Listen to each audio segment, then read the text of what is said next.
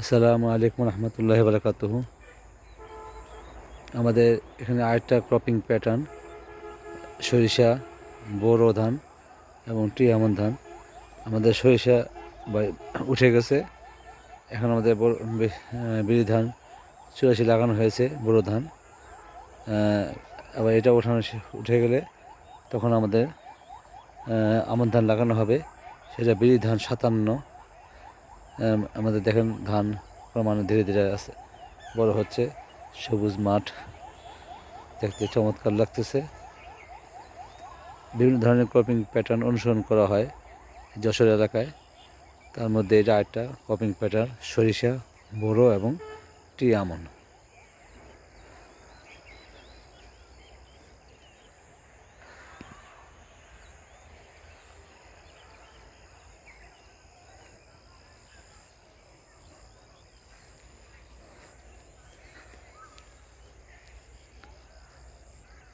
ভিডিওটি ভালো লেগে থাকলে ফলো, লাইক, কমেন্ট, শেয়ার এবং সাবস্ক্রাইব করবেন প্লিজ।